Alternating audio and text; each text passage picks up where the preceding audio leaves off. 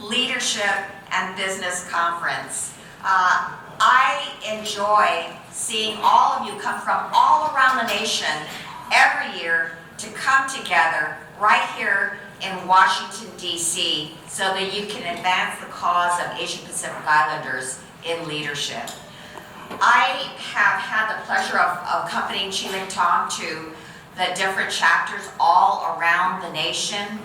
And what I've seen with my very own eyes is that ILF has played such a big role in creating a forum for leadership all across this nation. And for one thing, I do admire all of you, but for another thing, I admire your incredible leader who is the founder and executive director, and that is, let's give a big hand for Chi-Ling Tong.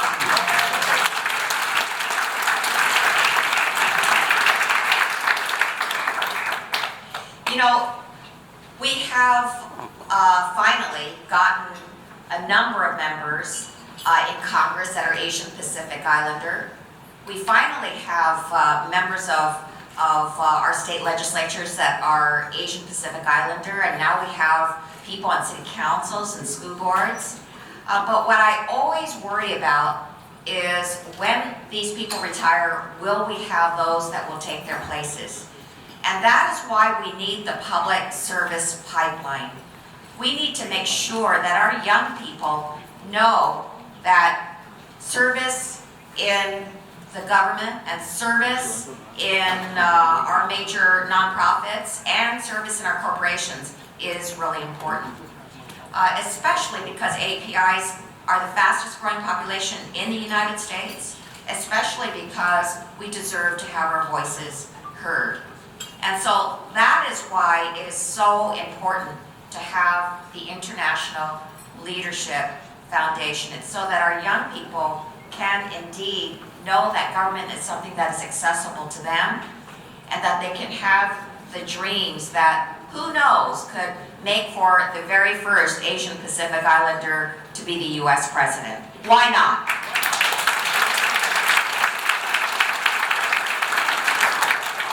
So I'm proud to be the chair of the Congressional Asian Pacific Caucus, and in fact I see that we have been joined by our other members, the wonderful Congress member Grace Meng from New York,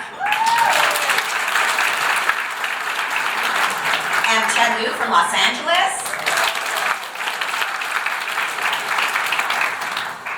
and I have seen the direct impact of this growing movement towards empowerment. Just in this last election, we did something historic. We went and elected more members of Congress that are API. We went from 13 AAPI members of Congress to electing 18 AAPI members of Congress. It's a historic high. And we in CAPAC invite other members of Congress to join us, and they're happy to do it because they have large Asian Pacific Islander constituents. We just as recently did a recruitment effort, and now CAPAC has gone from having 50 members to over 60 members of our caucus. So we have even more support from the members of Congress. Now, this means that when decisions are being made that affect all Americans, AAPIs have a seat at the table. And it means that we now have a strong voice in Congress to ensure that the issues that affect our communities are being addressed. And one of those issues pertains to the terrible situation that Dr. David Dow incurred in the United Airlines flight that he took one day. You remember him? Yes, he was forcibly dragged off of a United Airlines flight because of overbooking. He sustained serious injuries, including a concussion, broken nose, lost 2 front teeth.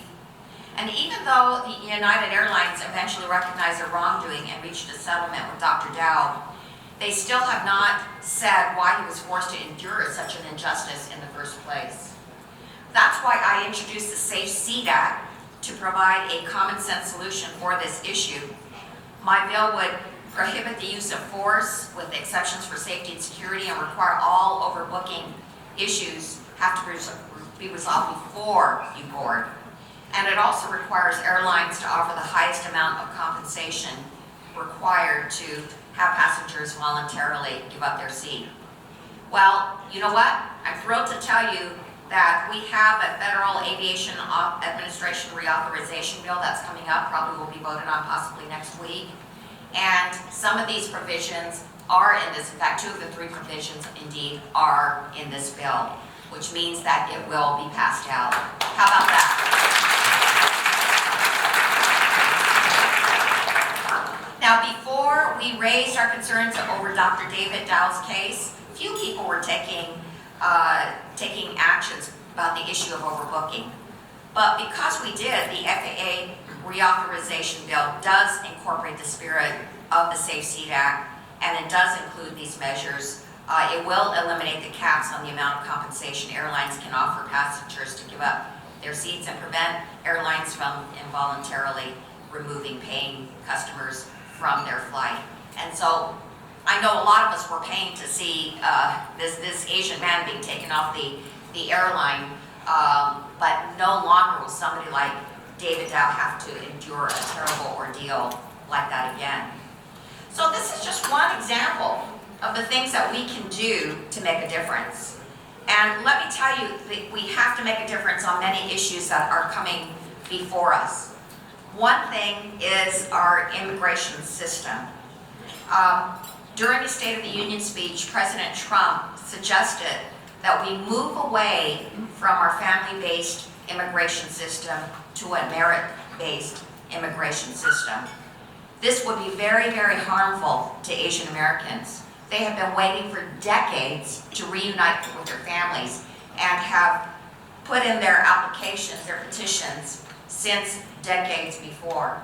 And if he does that, there are many Asian Americans that could suffer, especially those that are 40% of the 4.3 million backlog in the family visa system. So that is not right. Many of our families have depended on our family-based system to come to the U.S. and reunite with their loved ones. So we hope we can work together with you to make sure that those millions that are waiting in the family visa backlog won't be harmed, and that there won't be any change to the system for the worse. And so on this and many other issues, we AAPIs must ensure that we're making ourselves heard and that we will make sure that our community is treated fairly and equally. Well, together with the help of ILF, I'm confident that we will continue to make progress in the years ahead. If we continue to show up at the polls and continue to stay civically engaged, I know that we can make our voices heard and lift our communities up for generations to come. Thank you all so much for being here.